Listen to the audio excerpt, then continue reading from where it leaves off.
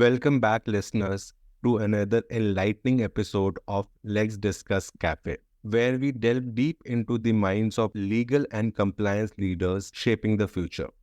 Today, we have a phenomenal guest joining us, a true titan in the insurance and reinsurance industry. Our guest is none other than Vivek Dubey, Compliance Officer and Senior Vice President of Legal and Compliance at Coverfox Insurance. With over 17 years of experience, Vivek has been at the helm of legal and compliance function in some of the most reputable organizations, including CoverGenius, Assurant, Reliance General, and HDFC Argo. A proud alumnus of National Law University, Jodhpur, Vivek has continuously driven his mission to create robust, transparent, and innovative insurance solutions. So grab your coffee, sit back, and join us as we explore the dynamic world of insurance and compliance with the exceptional Vivek Dubey. Let's get started. So Vivek, thanks a lot for joining on Let's Discuss podcast. Thank you so much for having me. Yeah. So Vivek, for our listeners who don't know the amazing work you are doing these days, to give them a short introduction of yourself.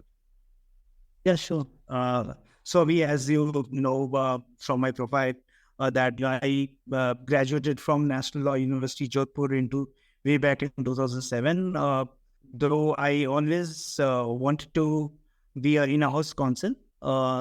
However, life did not turn that way. So I practiced for some time, and I would like to add that probably happened for good, at least for me, because I got a real exposure from the courts. I was practicing in Gujarat High Court, Ahmedabad, and it was a lovely time there. And then, fortunately, I got an opportunity to work with Tata AIG Life in 2007 itself. So 2007-8 around, if you remember, the whole subprime crisis happened in US, and I being in Tata AIG, and the whole AIG was there present.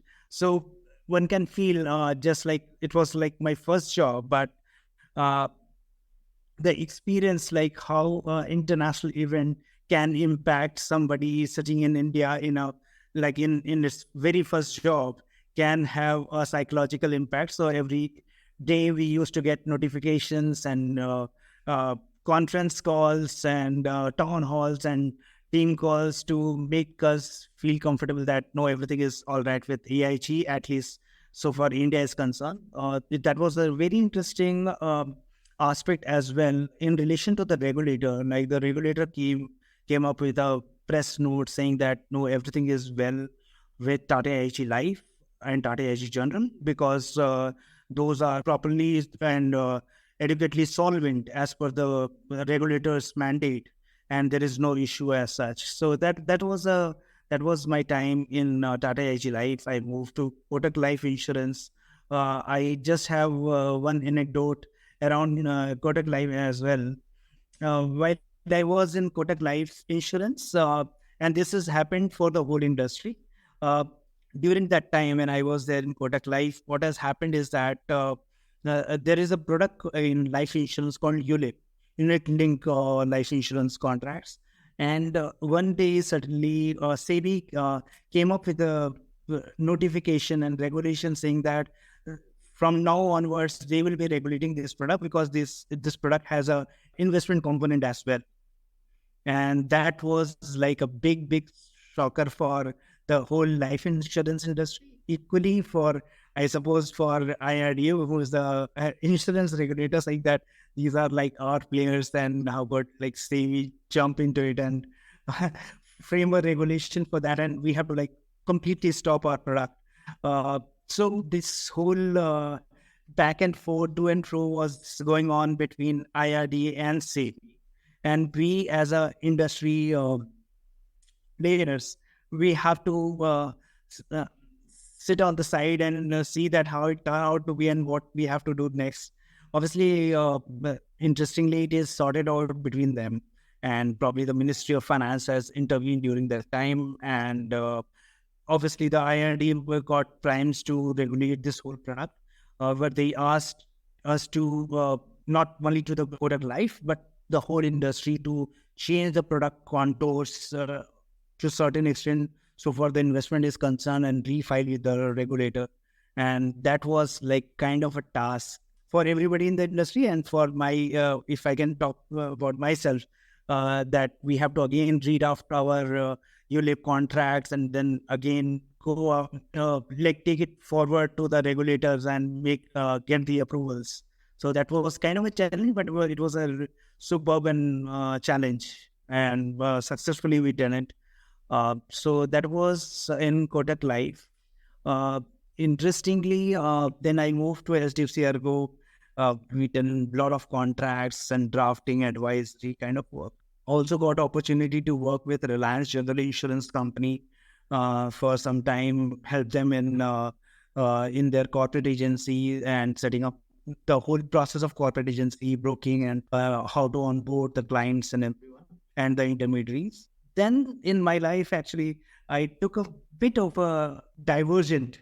I would not say it was completely in a different sector, but it was something which supports the insurance sector. So I got opportunity to work with Assurant, which is a global major in extended warranties and other service contracts, and what one can call it as a allied insurance contracts. So they have a major presence, and they were starting their operations in India, both in the automotive sector as well as for the technology side.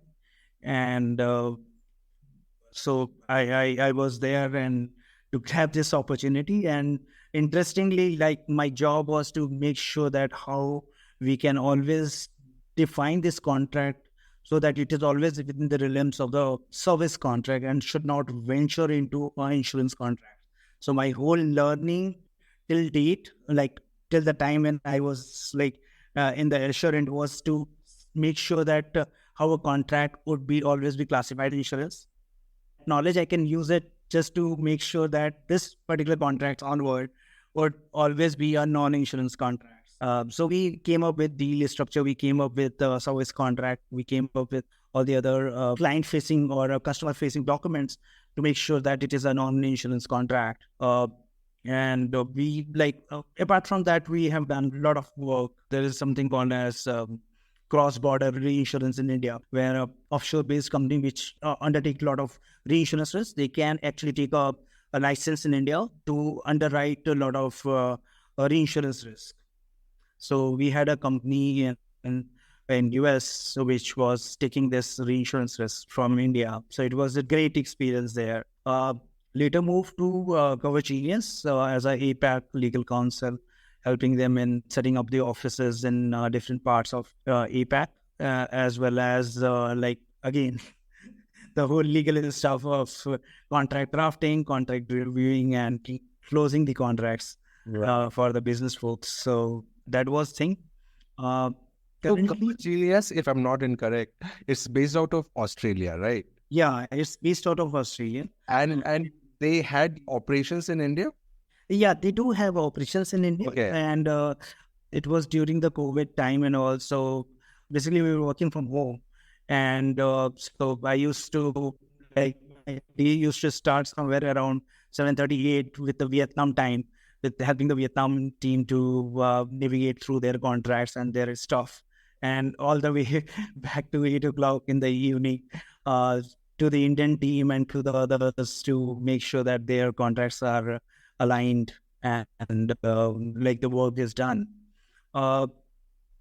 So currently I'm working with Cover Stack Technologies, which is an InsurTech company, and we also have a insurance broking company called Coverfox Insurance Broking, which is a quite old in today's context. You can say that we started way back in 2013, and so we are very strong in technology. We have a strong technology. I think we proudly call ourselves as a technology first company, where our first response is through technology in any given thing. So we source customer, we deliver our products through our technology platform. We structure a deal where it makes sense for the companies as well as the customer to leverage this technology and reach and deliver the insurance contracts and insurance products to the end customers. Um, that's really interesting. So, for an outsider, for a layman, what's the difference between Coverfox versus Policy Bazaar, for instance? So interestingly, in a legal parlance, you can say that both are in the same domain because we both are a broking company. However, I can see that ours, like the way we structure ourselves and the way we wish to present ourselves, is that we are more technologically advanced. We focus primarily on technology, how we can embed a technology in the client's platform and help them navigate through their insurance needs. And wherever they can build a journey, we have a ready-made stacks available with us, which can easily be deployed in the customer's environment, and then they can smoothly run their journey of insurance. Okay. So, if I'm not wrong, Coverfox main clients are the insurance providers. Like that's providers, right? Versus if you say, Policy Bazaar, it's like aggregator. It's kind of a platform, right? Where providers can, right? Please. Yeah, sorry. Actually, we both, like for both of us, uh, insurance companies are our product providers, right? Okay. They are the one whose product we are selling on our platform, Right. right? Uh, to that extent, Coverfox and Policy Bazaar both are same. However, when it comes in our dynamics, the cover stacks also there. So we Right. have a ultimate technology journey for insurance products. So suppose if I can give a plain example, obviously each contract, each deal structure is different, right?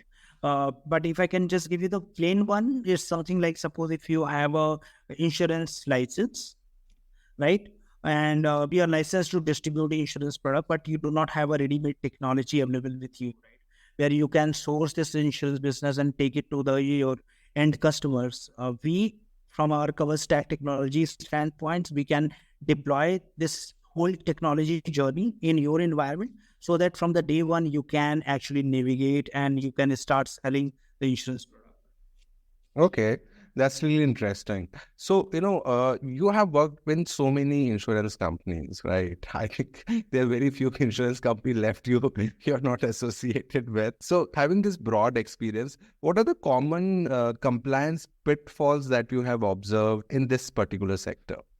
What I have observed, Avi, and which can be seen from a plain sight, is that uh, until unless the compliance flows or compliance function as such is dependent upon a technology where they can actually track at what compliances they are making, if it is completely offline or it is based upon, generally it is based upon the Excel sheet and all, it is always a person dependent, right? And the major flaw I can see that when the person leaves, then obviously for some time there is a hiccup on the compliance side. You don't know what is the current status of the compliance and whether it is done or whether anybody is following up on that. And nowadays the way like the whole regulation is developing is that it is not the only job of the compliance officer or the compliance function to deliver on the compliances. There are a lot of other compliance work have been already shifted to your chief information security officer or CTOs, right? Or something more what is related to the cyber security and all.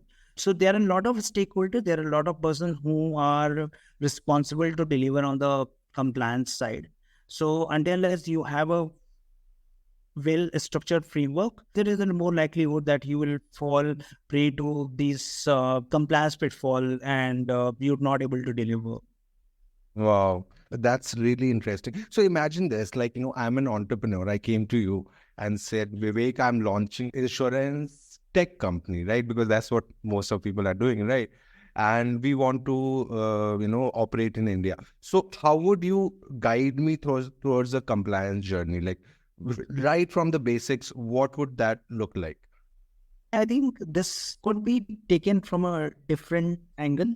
Like, firstly, you need to decide that whether you are going to perform something which is called as a regulated activity. Like, are you Right. going to become a insurance distributor or insurance provider or reinsurance or corporate agent, so on and so Right. forth. Right? So all those activities are obviously regulated activities. So the next step is, if you are a regulated entity, then obviously you will firstly go and take the regulatory approval and license to commence your business, which primarily means in the context of insurance domain is that you need to have a duly qualified and licensed principal officer who can make those applications before the regulator. And obviously there are multiple requirements around it of net worth and the how the capital structure would look like for such companies. Talk about the compliance requirement per se, is that from the day one, regulator do expect you to comply with certain norms, particularly on the, you have a technology platform. So obviously they will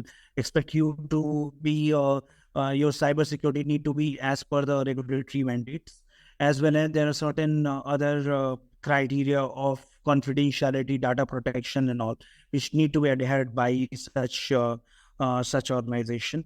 What I have seen in my experience is that even if you are not a regulated entity, right, if you are delivering only on technology, the industry do expect you to adhere to these norms of IRDA and CB.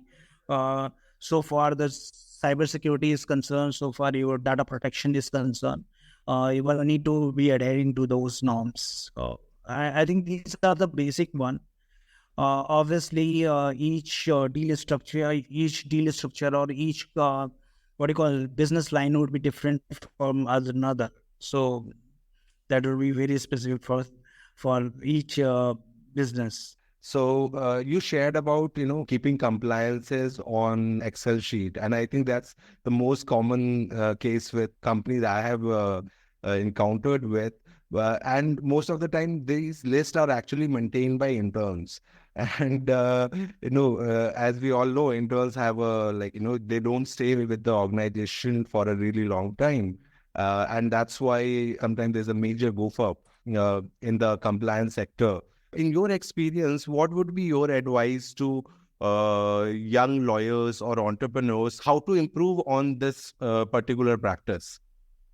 Since I have also seen very closely the businesses and all, right? So you have to be very cognizant about the fact that how businesses take any decision, right?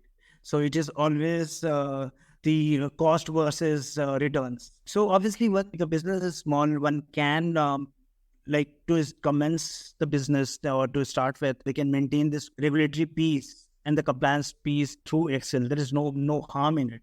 However, one should be very cognizant that this is one of the major pitfall, and this is the one thing which need to be very clearly and properly maintained. So it is better to adopt early on this technology. There are a lot of technologies available. There are a lot of systems are available where you can actually like on board and start maintaining your compliances there. I would like to stress on why this is very important, because of the very simple fact that once the regulator start asking you a question, they would not start asking you a question from the day one or in the very first year or second year, right? Probably regulator can ask after 10 years that what you have submitted at the time of taking the registration or something like that. And at that time, if you do not have this historical database or knowledge, both, then there is a chances that it can create problem for you, both from the regulatory front as well as from the confidence of the organization itself, right? That the things are not proper. So my advice is always is to make sure that you have a system in place which actually help you see how year on year you are making compliances and submitting your returns and data returns and certificates to the regulator, and whether you are compliant or not. Obviously, there could be add-on that system can also prompt you to comply with other regulations which is applicable on you, right? So it is more of a preemptive in nature, where it helps you to make sure that you are always compliant. Wow, really interesting, right? And one of the things that I felt, right, that when we were studying in law college, like insurance law was not a subject that which was given a lot of importance, right? So, Yeah. so what would be your advice to young law students who want to enter or who want to have a career like you? What should they be doing right now? So it's very interesting. So all these fields are quite emerging, right? Even insurance, though you know that insurance and banking, these are age-old businesses, even in India. But every 10 years, they are keep on changing. And the if I can talk about the insurance sector has completely changed from. And I'm purely talking from the perspective of the regulations. I'm not even talking about the business. Obviously, the way the regulations and the regulatory landscape changes, it has a major impact on the business as well. So the whole regulatory architecture has been changed for the insurance, and which is a very promising one, which is a very good news for the industry as such. So a- anybody who wish to have a career in this particular business domain need to firstly understand two things. One is that they need to have a very strong basics of what is insurance contract and what is insurance business per se, and also need to learn something more about the business. Often I have seen and encountered people earlier in their career is that they are very good with the law, right? And which is a very good thing, and which is a major strength, but they fail to appreciate or understand the business dynamics of it, like how the business is going to make money and how the business is going to move forward if whatever you are doing, right, how you are contributing. So if one can have or develop that kind of a skill set, then it's a really great advantage. Wow, that's really interesting. And you made a very important point there. Imagine, you are hiring a new employee who has like a couple of years of experience. So, what are the soft skills that you look in a prospective candidate? Yeah. So, uh, so particularly like I generally get impressed by one major thing that where I can see that the person not only understand the law, but also understand and can comprehend that how the industry is working, right? I'll be very honest with you. But I generally uh, do not appreciate somebody who says that my job was just to like review the contract and just like give my opinion, right, on any subject without understanding the dynamics of the business. Uh, because for me, and I may be completely wrong on this, but I feel that this is something like you are breaching the trust of that organization where you are going to work, right? Because at any point, everybody need to understand that why they are in the organization to support and make sure that how we are going to take the business from point A to point B, right? How we are always going to be up in our game. And no, in no time I'm even suggesting that it means that you just have to blindly support on any proposal from the business side.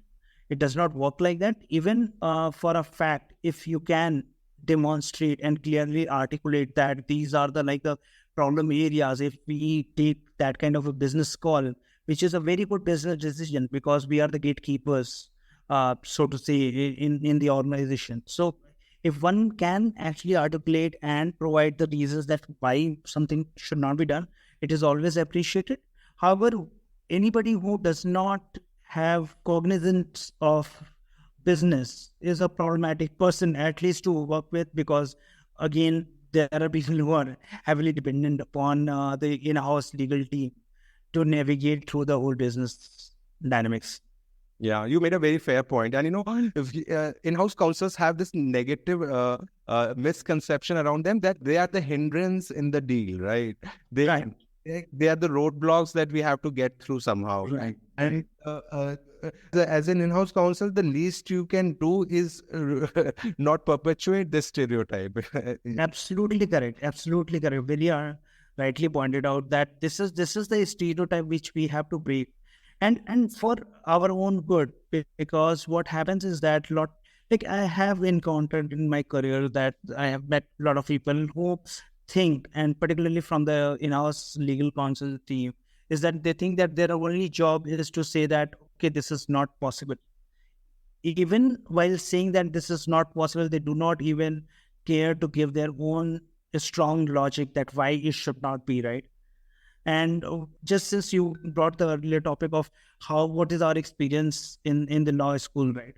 So one need to very clearly demonstrate and differentiate that we are not in the college or the academic setting. We are in actual real world, in the real business world, where whatever is our decision, even if it is positive, negative, or whatever, it need to be always commensurate and aligned to what business we are in. Whether we are actually pointing out any particular risk in a contract, or we are just giving a bookish uh, answers saying that this is not possible because of this or that reason. And somewhere you need to be a problem solver also, right? For business, they are business people, they don't understand law. So if you just say that this is not possible because of these reasons, they are stuck. So if there is a solution, you should actually one should be very prompt in even providing that solution. Very well said, Vivek. So yeah, it's the time for rapid fire round. Uh, you have to answer the questions very quickly. Okay. The first question is favorite legal jargon that sounds impressive but is surprisingly simple. So in our insurance business, there is something called as Uberium friendly, if I'm pronouncing correctly, which means the good faith. The words, as you like here in English, you completely understand what it means. Like the good faith you should have from the both side to enter into an insurance contract. But the Uberium friendly, the way the Italian word is looks very intimidating. Wow. Next question is are you an early bird or night owl? Uh, like both works for me. Uh, so if I'm partying, Whatever then the business. obviously late night. In a business, I think yes, I think late night reviewing contract is the best. that, and that's happened most of the time for me. Whenever I have to like review any important contract, I take it for night. Wow. Next question. If you could have a legal debate with any historical figure, who would it be? This one is a tough one. Um, I think Dr. Ambedkar. I think he would be the best one, at least not to even debate, just to hear him talk about the law. Right. Interesting. The next question is coffee or tea or energy drink during late night legal research. Coffee works for me always. Okay. The most exciting insurance trend you are currently tracking. Yeah. So currently, insurance is going through a lot of changes. And sorry, I know it's the rapid fire round, but I have to give you a longer answer for this because it's so close to me, and uh, this is like an interesting part. So probably your listeners will be happy to know about it.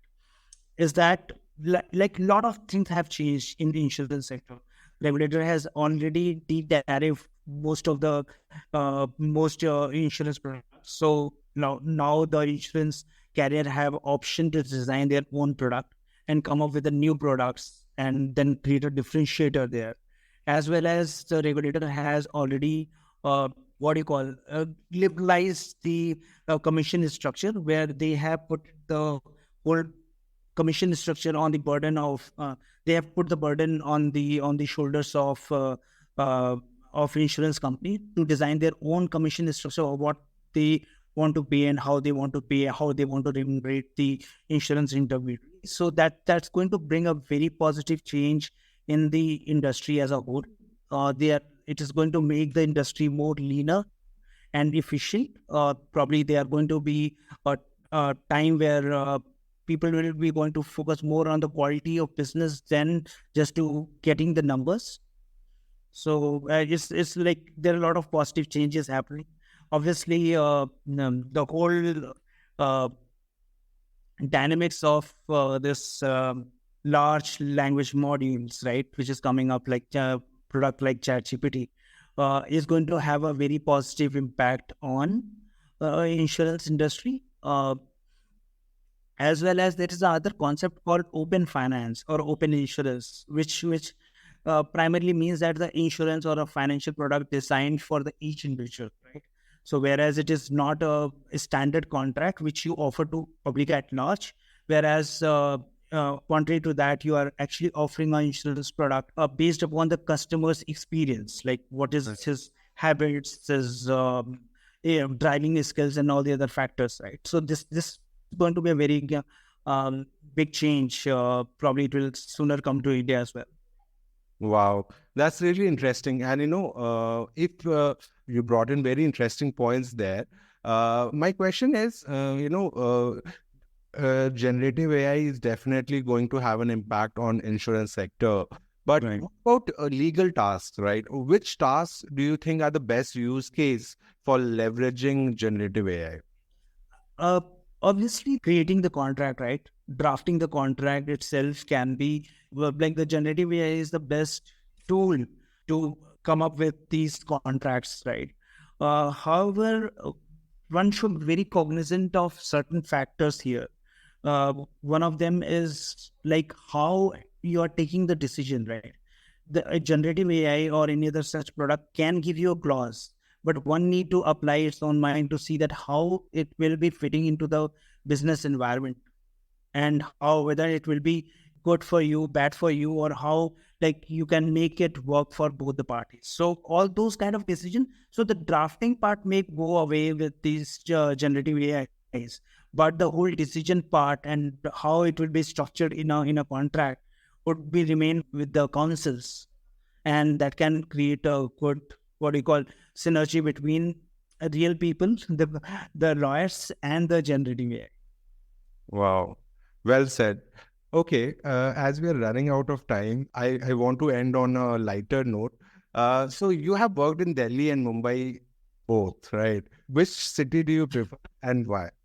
So yeah, I have lived in Delhi as when currently I'm in Mumbai, and I've been for a quite long time. I've been in Mumbai, and I actually love Mumbai. The vibes matches with my own hometown, Allahabad, and so then like if I don't know if you have been to Allahabad, which is currently known as Prayagraj.